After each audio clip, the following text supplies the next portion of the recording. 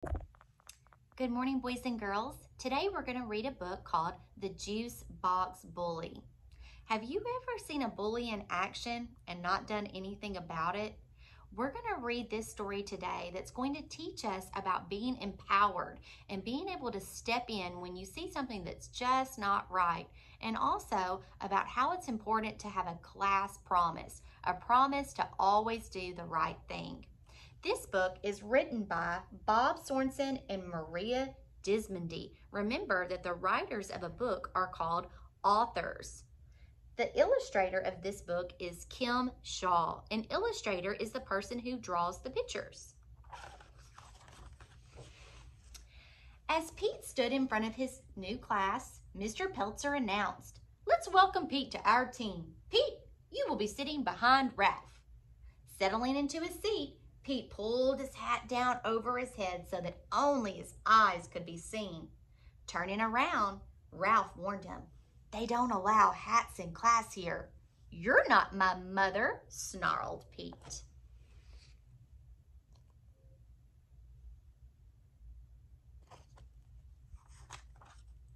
After giving an assignment, Mr. Peltzer walked around the class and quietly asked Pete to remove his hat.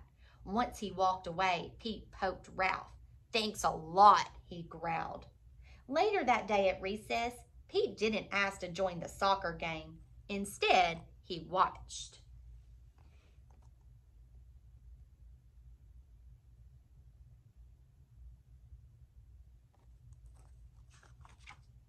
"Hi, Pete," Ralph said.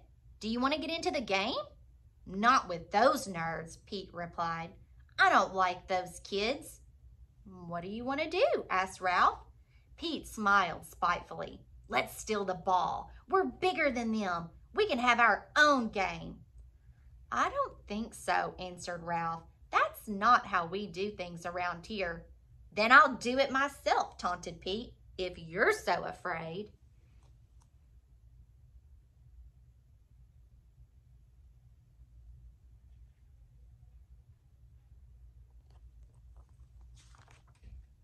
Pete ran over to the field and yelled, "Pass it to me!" When David passed the soccer ball, Pete grabbed it and ran off the field. "What's going on?" shouted David. Pete didn't answer. He ran faster and faster, then turned and waved the ball in the air. At first, the kids just stood there. Then they huddled together before walking over to Pete. Ruby and Lucy led the way.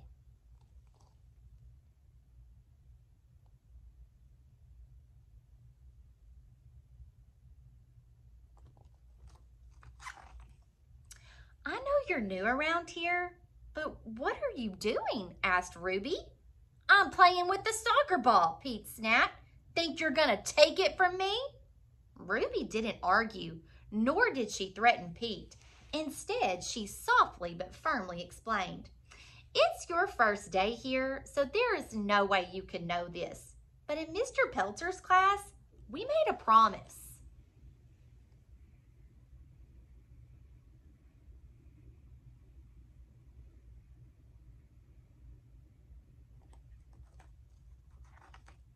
"We promised to take care of ourselves, each other, and our classroom, and to solve problems peacefully. We promised that in this class, no one would stand by and accept bad behavior. When someone acts hurtfully, we all speak up. We want you to be a member of the class and to make the same promise."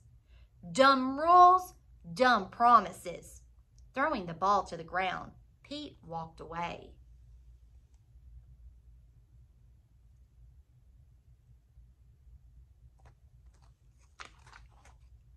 The next day, Pete ate alone. When he finished lunch, the kids raced out of the lunchroom while Pete trailed behind. Ruby ran up to Pete and asked, "Do you want to play soccer today?" "I don't play with nerds." "Okie dokie," Ruby replied. "Hey, Ruby," Pete called after her. Ruby stopped and turned. "Nice shirt," Pete complimented. Then he squirted his juice box right at her.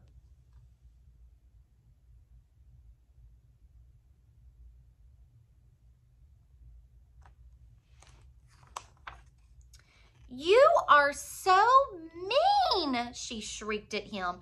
"I'll tell everyone how mean you are. You won't have any friends here." By now, Ralph, David, and some others had come up to them. "Ruby, I won't let you do that," Ralph said clearly. "Remember our promise?" "I don't want to remember the promise. Look at what he did. We'll ignore him forever until he leaves this school and goes back to his old school," Ruby demanded.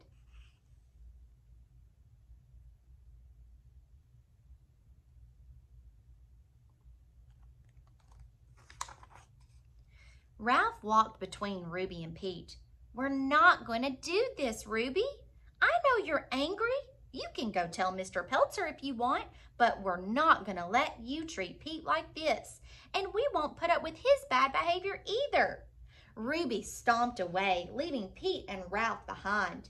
"No one's ever done that before," Pete said. "Why did you stand up for me?"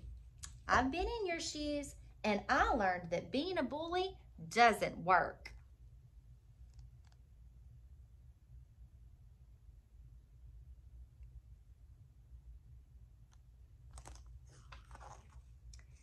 "And I'm not a bystander," Ralph said. "I don't stand by and let mean things happen. Besides, Ruby is my friend, and you shouldn't have ruined her shirt." "Won't the other kids be mad at you for sticking up for me?" Pete asked.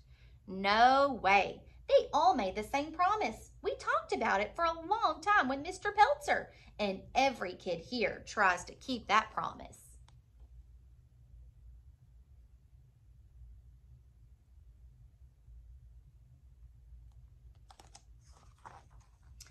"At my old school, I got picked on all the time," Pete said. "Everybody just let it happen. So I started to tease kids before they could even be mean to me." Ralph replied, "We decided that when somebody tries to be a bully, no one will stand by and let it happen. We speak up or we ask for help from an adult, but we won't be bystanders to bad behavior."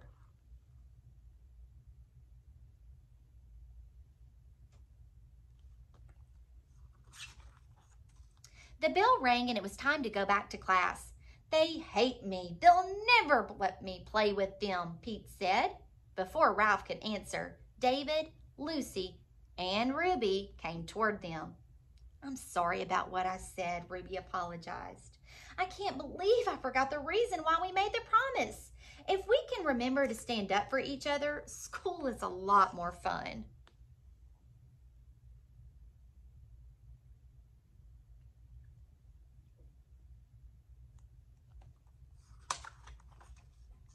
"Wow, the kids here are way different than at my other school," Pete said.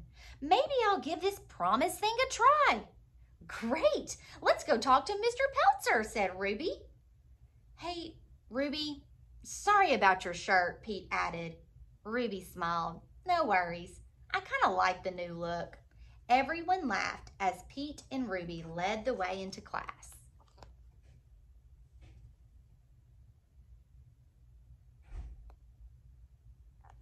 The end. Boys and girls, it's so important to keep your class promise. It's important to not be a bystander when you see something going wrong out on the playground or in your classroom or really any place. It's important to tell an adult if you need help, and it's important to be kind to others. I hope that you enjoyed your book.